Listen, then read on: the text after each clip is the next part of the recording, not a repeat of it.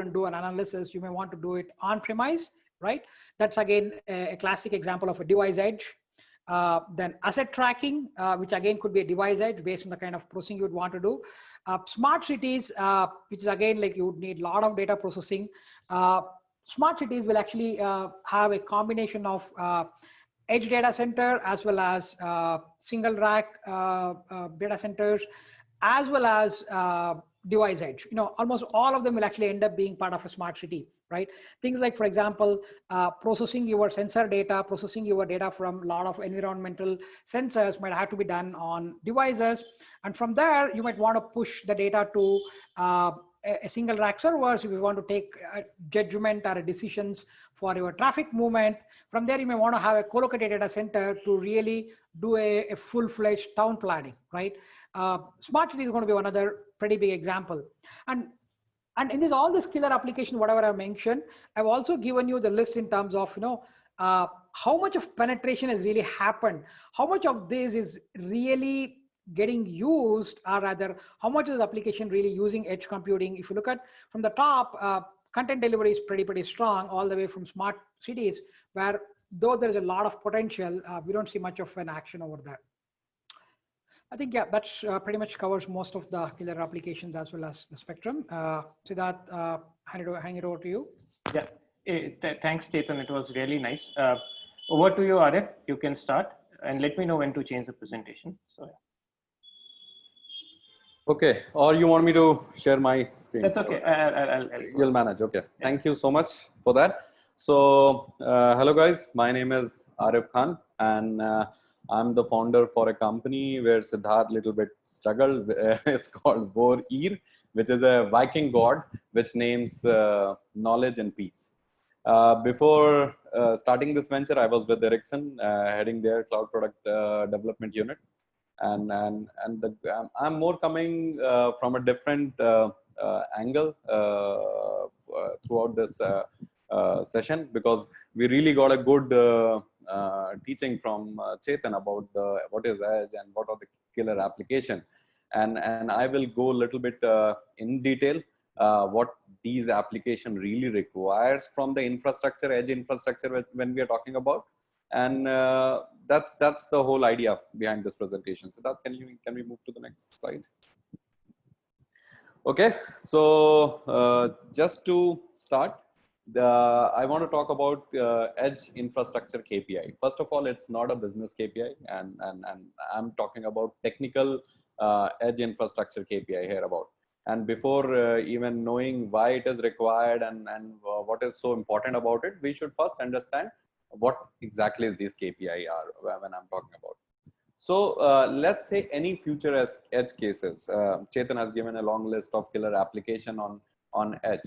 But these applications need to run on somewhere, right? So and the nature is so demanding from the infrastructure, like they need low latency and stuff like that. So so that this technical demarcation between infrastructure means compute, storage, network, and the application.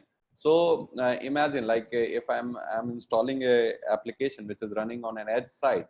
Of course, it is expecting certain kind of a characteristic which my infrastructure should provide it, right? And that's the whole trend which we are talking about edge, which is actually driven by these requirements. Otherwise, why would I need an especially edge computing when whole this cloud computing is there and the whole economy is running fine by centralizing things? But now we are seeing more and more future use cases which are coming in, which is driving the whole edge computing. And their requirement from infrastructure is the main driver for edge computing. So which I will talk about these. So these requirements, this technical demarcation between infrastructure and the application running on it, I'm more calling as an KPI. And that we should first of all define it, right? And second, we should have a control over it. What's the importance? I will talk a little more about it. Now we have seen that people all across hyperscalers have a big ambition to become a leader again in the edge space as well, given that they have a leadership in cloud computing. We can see a lot of acquisitions in this space. Initially, they started with whole IoT edge, but now I'm seeing more and more their ambition growing in edge infrastructure side as well. Telecom operator, they have an advantage because they are very good in running their telco application in a distributed manner, and that's exactly we feel that they have a very strong point, and they also feel that they should have their own leadership in this whole edge transformation, right? So what will lead to, there will be so many edge service providers that will be, let it be all these hyperscalers, Amazon and Google, or all the telco operators like Jio or AT&T. They will be providing building a lot of network edge sites, and even lot of these data co-location provider which we are seeing. Like till now they have been building big data center, big facilities, but now they feel that they with edge they have an opportunity to become an edge service provider. So with multiple kind of distribution and implementation, you will see that this standardization is very much required, and that's where we need to define these KPIs. So that's exactly where I'm coming from, that for this edge infrastructure or edge transformation which we are talking about to happen it right, we need to define these KPIs in detail. Second, these KPI should be actually well thought before as with respect to the requirement from the application. Even like I will talk in more detail around these requirements which from the application side. So until unless we really map these application requirement to the infrastructure KPI, it will not really help us. So the moment we try to define these KPIs, we can really make this happen in a much faster and efficient way. Siddharth, can you move to the next slide? Just to understand a little bit more detail about these KPIs which I'm talking about, what I have done, I have taken 7 companies in different spaces. And like the first company is Radius Network, which is, they do a lot of data analysis based on the location data. Then I have taken a couple of examples from augmented reality, like 1000 Realities and HoloLens. HoloLens is the hardware manufacturer for all these augmented reality, the heavy devices which we see these days. So they are the one who produce it. Then we have CDN kind of companies for video optimization and other, which are leveraging on edge. And then I have taken a company called Atrius, which is which is more into this unmanned traffic management. It's a drone company, and they are doing it. And all of these, it's not that just the latency which become a synonym for edge computing nowadays. They have a different requirement which they are looking that that edge computing should solve it. And here we have categorized some of the topmost requirement which they are expecting from the infrastructure. Of course, first is latency. So latency is very critical for many, like drones and augmented reality. Then second is heavy IO. Heavy IO means I can explain you what exactly is this. Like bandwidth reduction is another one of the major USP for edge computing, because every time you send lot of data from these IoT devices or edge side back to cloud, it's very expensive transferring to into the network. And somehow if we do all these analysis and computing even at the edge side, that we don't need to send back these data to the central cloud, then we are good. Then we are reducing a lot of bandwidth and making it cheaper, right? So that's another driving factor for edge computing kind of a use cases from the developer perspective, right? Third is geolocation kind of so especially in network edge, which telco is working on, you really I can really track the location of my end device or user, and then I can provide a lot of services around it. And that's where like unmanned traffic management or driverless car we will see more and more need for that. The fourth requirement which I'm talking about is hyper local grouping. This is nothing but in fact the extension of geolocation, which I said it before.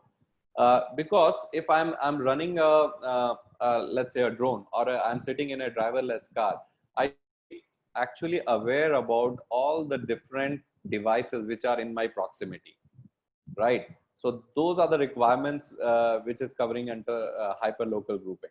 Of course, last but not least, data residency. We have a lot of domains which are finicky about the data, and now we can see the fight which is going on between US, Europe, China, Asia, that every country is all like they feel that data is next oil and we should keep it, and so more and more data residency or data privacy kind of a requirement is also driving Edge.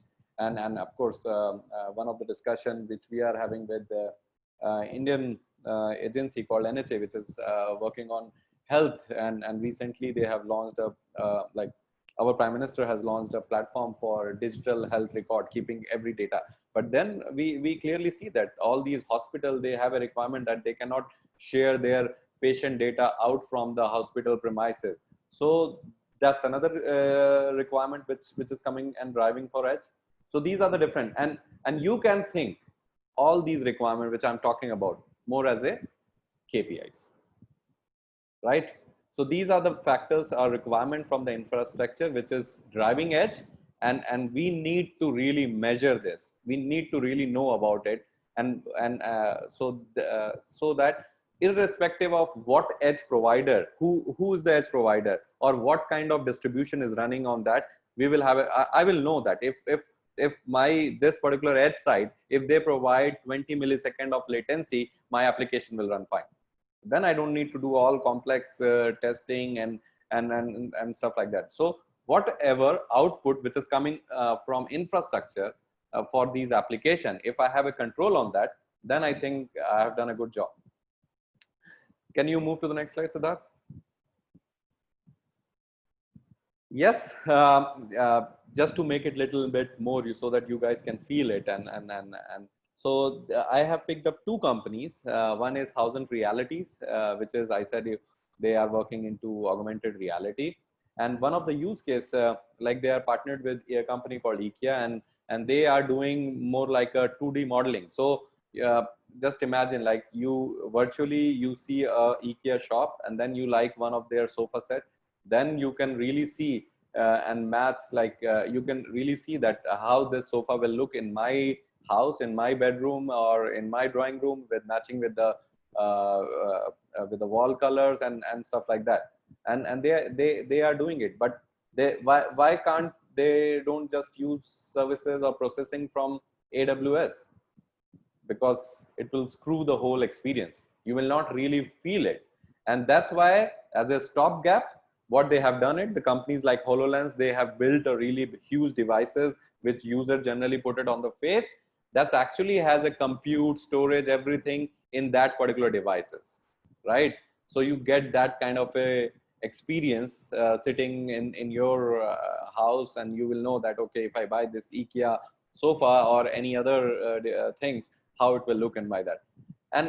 But this is a really we can see a big challenge or a barrier for augmented reality. First of all, these devices are very, very expensive, right? And second, like these are very heavy devices. No user, I don't think so anyone can wear it for more than 30 minutes. And if we really want to scale augmented reality in multiple other domains, and people want to leverage it, we need to somehow reduce this device size, and the computation and everything. We should move it to the edge. And these are the companies who are actually doing a lot of proof of concept, and just to see how they can leverage it on the edge computing. So I was talking to one of the guy, and they said that, like, for normal 2D modeling, they have a requirement something around 33 milliseconds from the latency side of it. And but when in the initially, like when they design certain product, then they really need to do a 3D modeling, because then they collaborate with their all the developers and other company. And in that case, if the latency is more than 20 millisecond, yeah, it's not good. You will not get the real experience. And for that, what they have done it, they have done a trials with an LTE vendor, which is a telco like a provider, and plus Edge, and they are getting somewhere around 20 to 25 milliseconds. That's good for 2D modeling, but still they have a challenges with the 3D modeling, because it should be 20 milliseconds and sometimes it's less. So then what they have seen, we have seen that in private LTE plus edge kind of a setup, we are getting, because the number of hops are less, 15 millisecond, and it is working fine. Similarly, the another example with a drone, just without any edge, within LT, they are getting 100 plus millisecond latency. And initial target, just as a one single drone, to run it, it is something around 100 millisecond as a latency. But if a lot of other drones will really start flying and you need to send a lot of data, then for the scale operation, this latency should be somewhere between 20 to 50 milliseconds. And the moment you start developing a use case on top of these drones, like they started capturing data, videos, and then they do some analysis on that video, sending that data, then it should be absolutely something in the range of 1 to 10 milliseconds. So, and the reason I'm presenting in this, that when anyone who's building this edge infrastructure platform, they should think about these KPIs. These are the different KPIs which we are talking about, thinking about different use cases, different application. Even within augmented reality, you can see multiple KPI just around latency, right?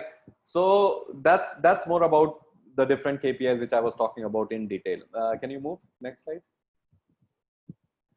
So this slide I want to present more on conclusion. So cloud infrastructure are complex, that we all know, we are seeing.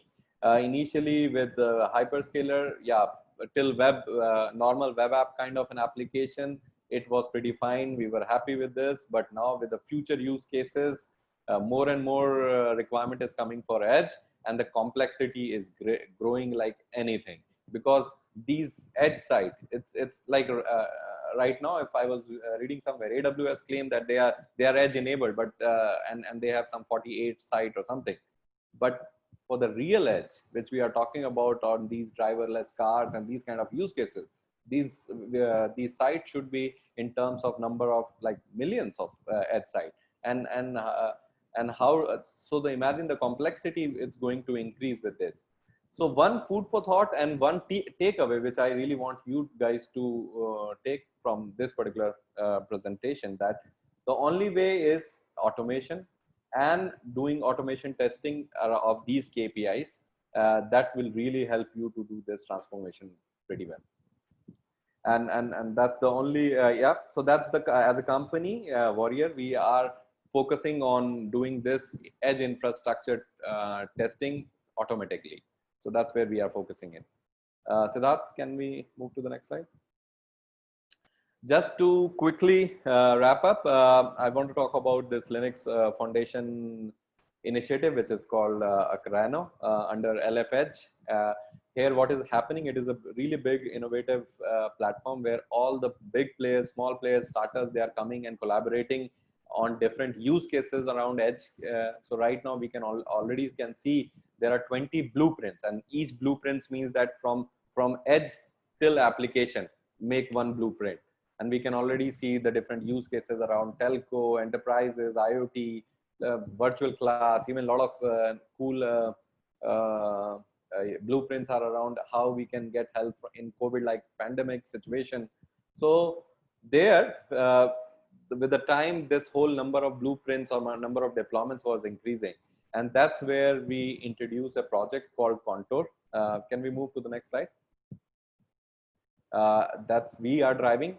And here what we are doing, we are defining these edge KPIs. We are measuring these edge KPIs, because that's the way we see that this will bring the harmony between different blueprints, different edge deployment, and even different cloud like edge service providers as well.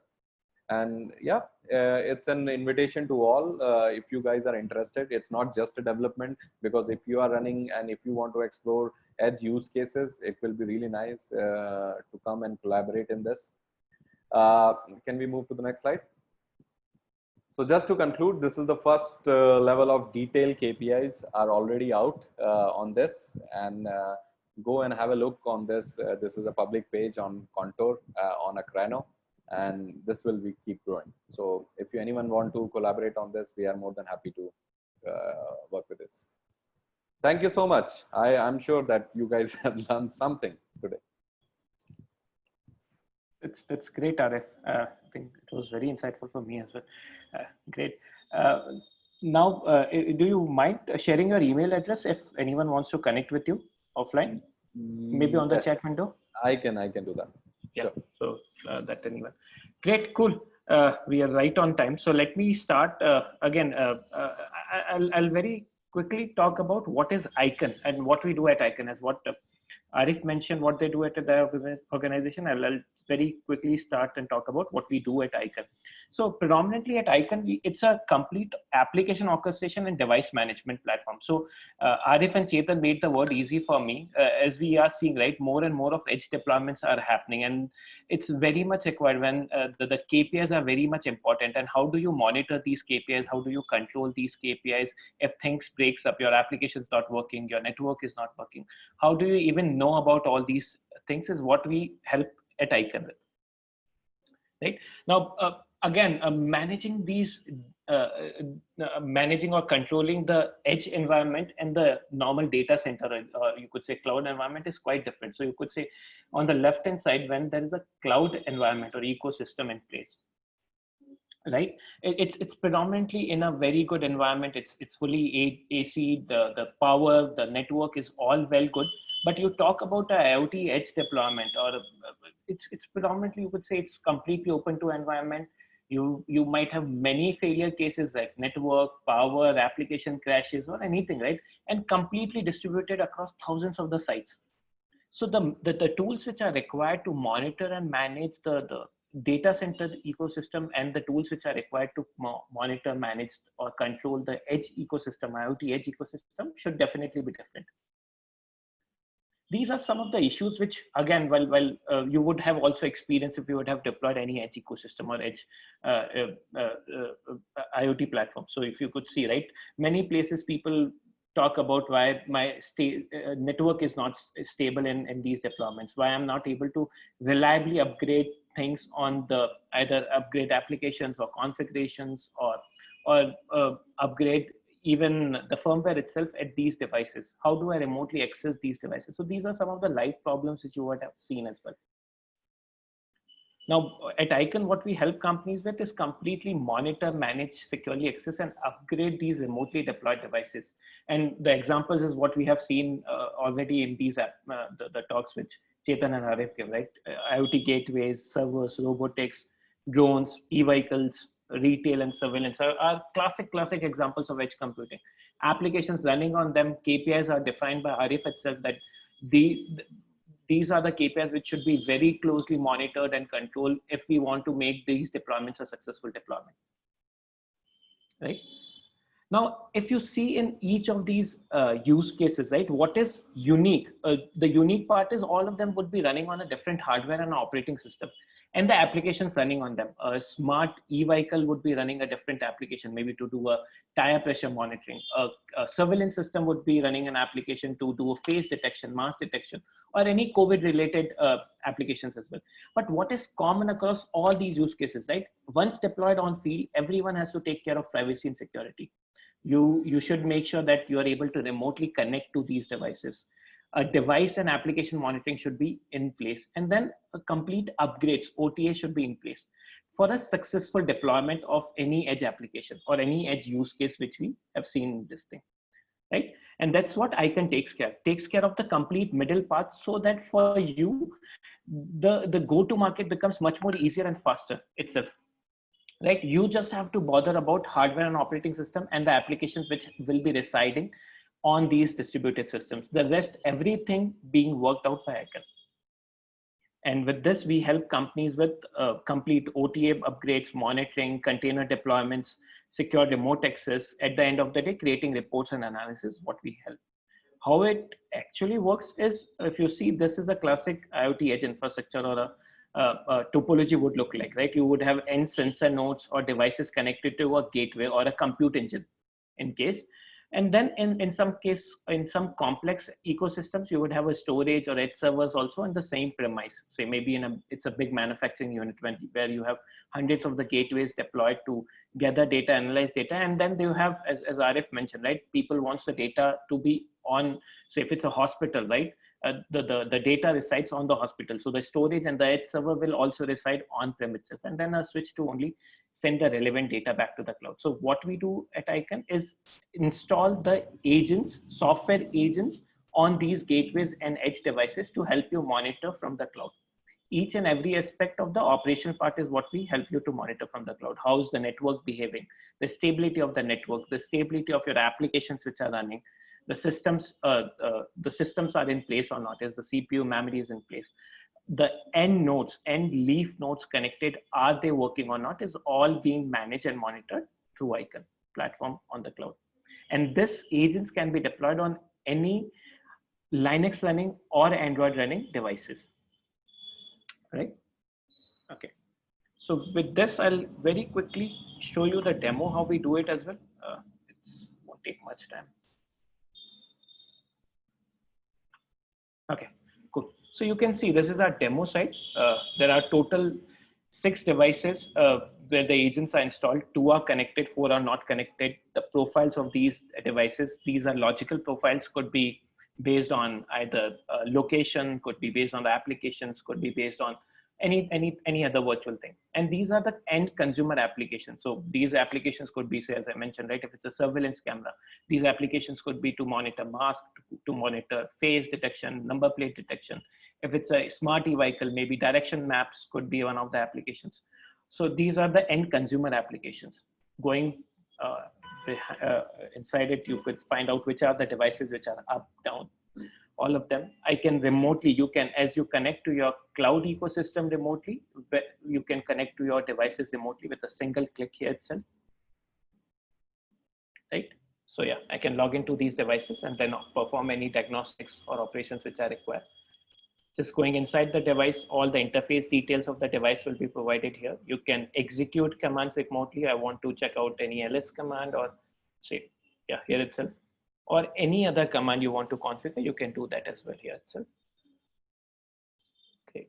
I can check out the uptime of this device. When was it up? When it's down? So today is 2nd of September, between 12 a.m. to 1 a.m. It's 100% up.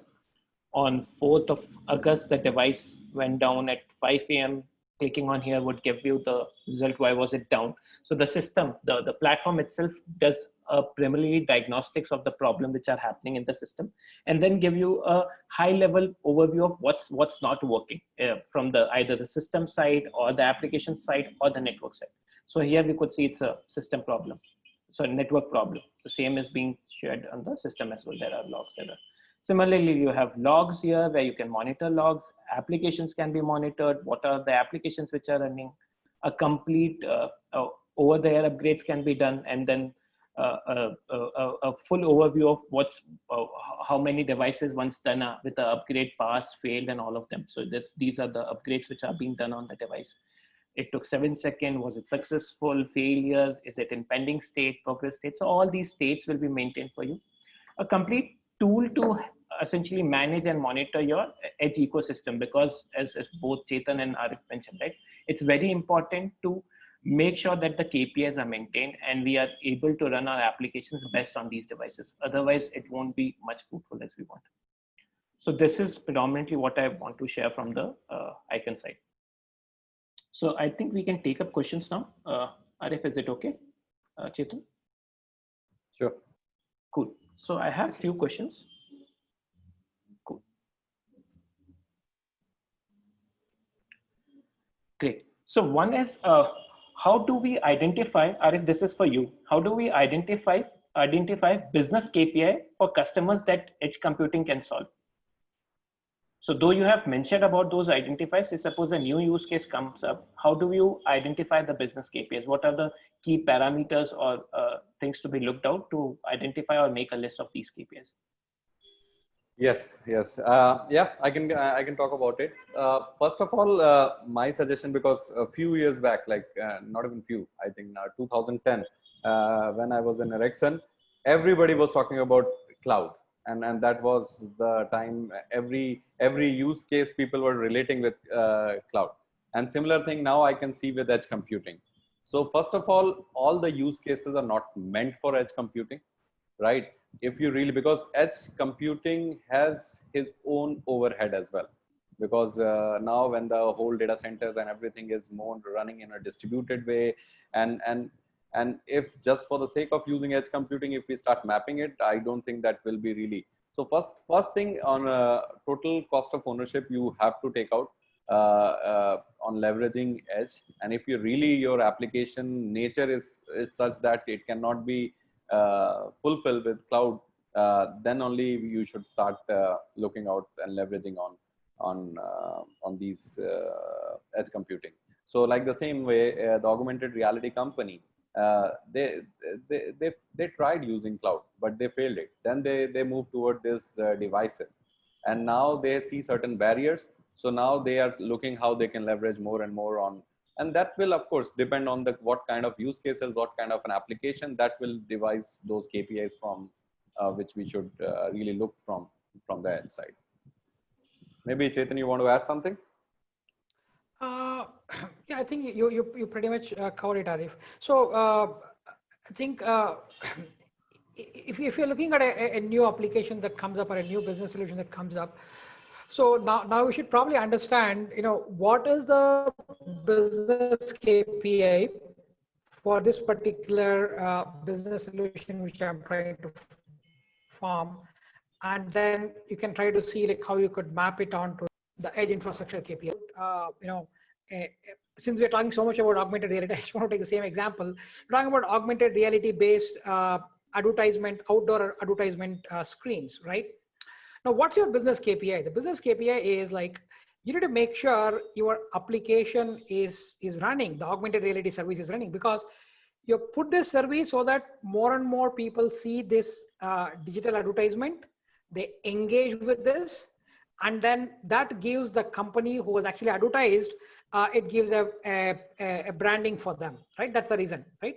Now, if that has to work, then your augmented reality services should be running always, or at least always as when the device is on, whatever the user wants. Now, I identify if this augmented reality service is not running, then I'm losing revenue because my customer who is giving an advertisement on this platform would not agree with me because my system is always failing. Now, once you identify the business KPI for this, now you need to go back and map from the infrastructure point of view, right? Since we are, I mean, of course, I spoke at a very high level in terms of the working, not working. There could be cases where jitters also, we can come to that, right? We're talking about working, not working. Now, from the business KPI of your service to be running, map it to an infrastructure KPI in terms of, okay, how long the device should be powered on, right? And subsequently, the application that's actually providing the augmented reality service, does it get enough CPU resource or not? Does it get enough memory resource or not, right? That becomes your KPIs in the infrastructure level. That's how you probably map. So as Arif mentioned, for each and every new business case, you need to understand from the business point of view, what it makes sense, and map it to corresponding infrastructure point of view in terms of how to make sure that particular business is achieved. In the same augmented reality application, if you're talking about augmented reality experience, then your latency and jitters becomes a critical point. Then can your applications provide that particular latency and jitter? In that case, can your hardware provide that latency and jitter, right? Now, that's how the KPI is mapped as well.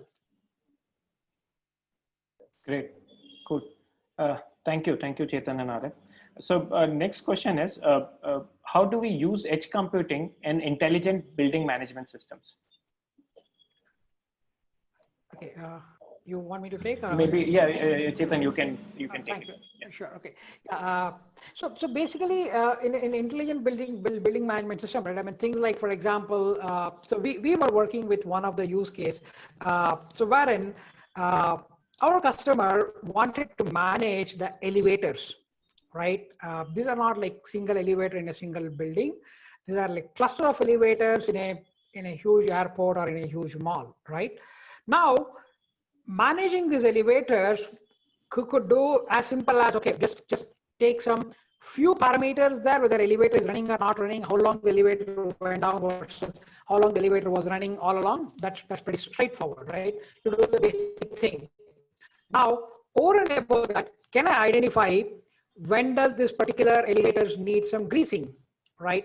Can I identify predictively do some maintenance on these particular elevators, for example, so that rather than the elevator actually breaks down and causes a casualty, can I identify before that casualty happens, identifying the breakage point, right? If you want to do all those things, essentially what happens, you need to probably collect all the data from these elevators and then analyze the mechanical data from this elevator to figure out what went wrong. Now you have a question, okay, can this be done on the cloud or can this be done on the edge, right? Can I define a system, an edge computing device there, which probably manages all these elevators? Or can I want to push all the data to the cloud and do the management on the cloud in terms of doing predictive analytics, right? Now, there might be cases wherein, right, especially if anything to do with safety related stuff, you might want to have a very quick action, right? You might want to have a low latency solution here. Hence, you might be forced to do an edge computing solution here. In cases where you simply want to know elevator running or not running, probably you can do it over the cloud, right? So this is one of the examples where edge computing can actually be applied in an intelligent building management system, specifically for managing elevators. Now, same thing can be extended to manage your air conditioning systems, how efficiently you can manage your air conditioning system. How can you make your buildings green by making sure you don't consume too much power? How do you make sure the safety and the safety of each of the people in the building is taken care by looking at appropriate elements in the building? You could all those things using edge computing. In fact, there are quite a few companies I'm aware of for doing these kind of applications for intelligent building management system. Yeah, true. Great. So one last question, and I'm sorry we are just overshooting on time. I'll just take a few more minutes. So this is the last question for this session. So the Netflix example which Chetan gave, right? Video caching at city level was discussed as Edge Enterprise Edge. Can this content delivery break free from want of ISP and telco peering? I'll open to both of you, Chetan or Arif, whoever wants to pick it up. Yeah, so this is the question which we have. Can this content delivery break free from want of ISP and telco peering? Okay.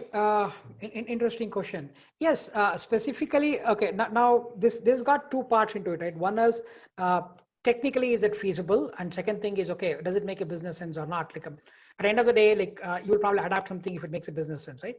Now I'll try to answer the simpler part of the question, then we'll take the complex part. Technically feasible, yes, it's pretty much feasible, right?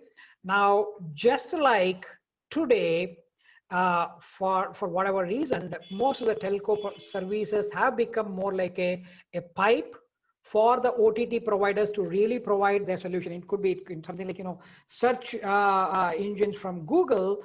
It's not part of any telco, but then like you essentially need the telco, but telco will only be using it as a pipe, right? Just like today, the telco is becoming a pipe for these kind of any of the OTT service, including Google's and Facebook's and Netflix. Same thing can be extended pretty easily, right? So wherein, sorry, one second. So wherein technically, once you have a lot of these co-located data centers for content caching, you could probably do away with the service provider. You don't need service provider. You need service provider only for your bandwidth requirement. And what runs on top of that is my headache. I will take care of it, right? So now, definitely, technically, it gives a freedom from the telco peering. Okay, now comes to the picture in terms of, okay, does it make a business sense, right? Oh, yes, it does make a business sense because I don't know how many of you know, recently Cloudflare, the company in US, so went an IPO and like, I mean, they made a hell of a money in their IPO. Cloudflare literally offers this service. Cloudflare offers you content delivery network agnostic of the service provider, and you go to the Cloudflare to take the service. You don't go to any service provider at all. So business makes sense also.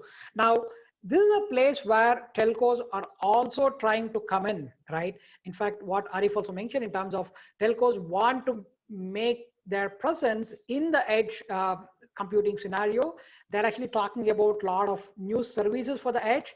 5G standard, specifically the HC standard for 5G, has defined a separate charter for the edge, which is called MEC. Now the telcos would say, okay, look, instead of you going to Cloudflare or anybody else who provides content caching, Netflix can come to me and I will provide a better content caching, right? So now both can happen. So one is specific answer for your question. The technology allows you to break free, and from the business point of view, yes, people are already doing it, and the most critical thing is telcos are also catching up. So it's also happening. Yeah, and I you want to add anything, Arif? Yeah, just to add on that, I can see that telcos are really feeling pressure for it, because at the end, in this whole edge computing, they just don't want to end up becoming a enabler by providing a fat pie. So yes, more and more such kind of POCs and collaboration, which we are already seeing it. So yeah, absolutely. Great. Cool. Thank you. Thank you for joining this call. Thank you everyone for holding up. Thank you very much. We will share the recording and this presentation with you over the mail. Thank you very much. Okay. Thank you, Siddharth, for arranging it. Thanks, everyone. Yep. Bye-bye. Thanks, Arif. Thanks, Siddharth. Thanks, everyone else, for really listening. Thank you. Bye. Thank you, guys.